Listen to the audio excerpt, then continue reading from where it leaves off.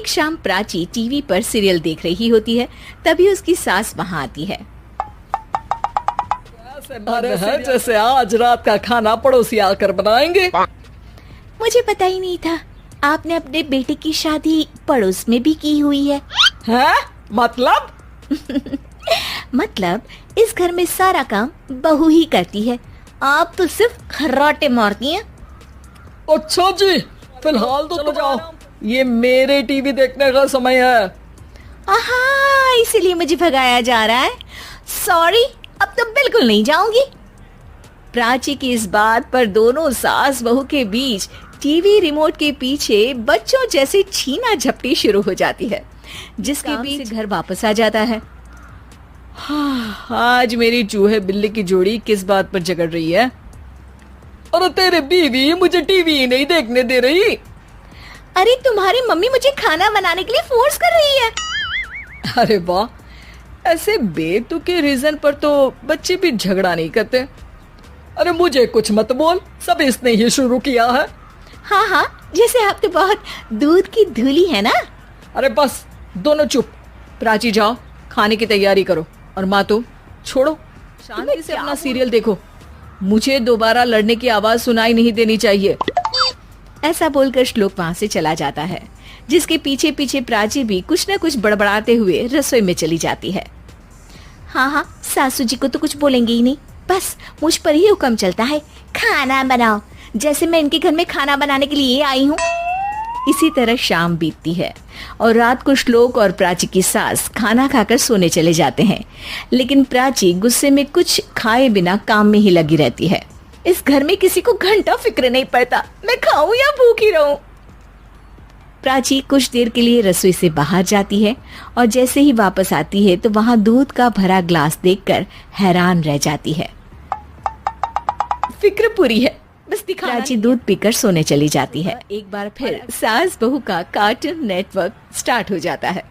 ये तुमने ही किया है। अरे अजीब जबरदस्ती है, मैं बोल रही हूँ मैंने कुछ नहीं किया। दोनों ने मिलकर पूरे घर को पागल खाना बनाया हुआ है। यहाँ कोई नॉर्मल इंसान तो रह ही नहीं सकता, इसीलिए अब पड़ोसी क्या रिश्तेदार भी घर आने से कतराते हैं। और सुन बेटे, तू भी चंगा, तेरी माँ भी चंगी, रिश्तेदार। हाँ जी, आपको नहीं पता क्या, गंगाधर ही शक्तिमान है, रिश्तेदार ही। हाँ हाँ, बस समझ गया। कभी जानवरों जैसे लड़ेंगी तो कभी जुगलबंदी करेंगी। भाई मैं आप दोनों के बीच में नहीं फंसना चाहता। सास बहू की इस मनमौजी जोड़ी से परेशान होकर श्लोक अपना सिर खुजलाता वहां से चला जाता है। चलो अब मैं भी कीर्तन में जा रही हूँ। इस पर जैसे ही सास कमरे में अपना पर्स लेने जाती है तो वहां नाश्ते की प्लेट रखी देख मुस्कुराने लगती है और नाश्ता करके घर से बाहर निकलते हुए कुछ पैसे टेबल, जिसके कुछ देर बाद सिलेंडर वाला घर आता है। ओ मुरी मैया, मैं सिलेंडर के बारे में तो बिल्कुल भूल ही गई थी। घर खर्च के सारे पैसे भी मम्मी के पास है, और श्लोक से बोला तो उल्टा 4 बात सुनाएंगे। सोच ही रही होती है कि अचानक उसका चेहरा चमक उठता है और वो घर में आकर इधर उधर देखने लगती है। तभी उसकी नजर टेबल पर रखे पैसों पर पड़ती है, जिन्हें वो सिलेंडर वाले को दे देती है। ये सब श्लोक देख लेता है। अच्छा बेटे, इतना बड़ा घोटाला, सबके सामने मैं तेरी दुश्मन और पीठ पीछे तेरी मेरी यारी। इस पर श्लोक एक प्लान बनाता है। सब एक साथ बैठे होने पर बोलने लगता है।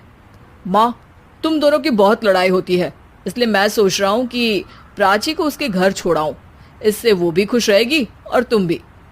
अचानक श्लोक की ये बात सुनकर सास बहू शौक से उसकी तरफ देखती है। अरे ऐसे कैसे घर छोड़ाओगे, मुझे कहीं नहीं जाना। अरे तुमने बोला नहीं, पर मैंने सुन लिया। तुम्हें मम्मी के साथ रहना अच्छा नहीं लगता, मुझे पता है। अरे वो अरे, जब बहू खुद कुछ काम बोले तो वो तुझे सुनता नहीं, और अब जो इसने बोला ही नहीं वो तू समझ गया। जब उसे नहीं जाना तो फिर जबरदस्ती क्यों कर रहा है? अच्छा, फिर आता हूँ। बस अब आप दोनों एक घर में एक छत के नीचे नहीं रह सकती। मैं इस टॉम एंड जेरी की जोड़ी को और नहीं झेल सकता। है? ऐसे कैसे नहीं रह सकते? तुम्हें इतनी दिक्कत है तो तुम्हारा बोरिया बिस्तर पैक कर देती हूँ, लेकिन मम्मी जी कहीं नहीं जाएंगी। बिल्कुल यही सुनना था मुझे। अगर दोनों में इतना ही प्यार है फिर हर वक्त ये लड़ाई का नाटक क्यों करती हो? देखा मैंने कैसे माँ किचन में दूध रखती है और तुम उनके लिए कमरे में नाश्ता रखती हो, और कैसे वो पहले ही तुम्हारी दिक्कत समझकर घर में पैसे रखकर बाहर जाती है। अरे भाई, इतना ड्रामा तो डेली सोप में भी नहीं होता जितना तुम दोनों ने इस घर में फैलाया हुआ है। तू हमें टॉम एंड जेरी बोलता है ना, तो याद कर वो दोनों भी एक दूसरे को बाहर वालों की बुरी नजर से बचाने के लिए हमेशा सबके सामने अकेले में दिक्कत के समय मदद भी तो करते थे। बस हमारा रिश्ता भी कुछ ऐसा ही है। और वैसे भी अगर सास बहू में तू मैं नहीं होती तो दुनिया वालों को कहानियां कैसे मिलेंगी?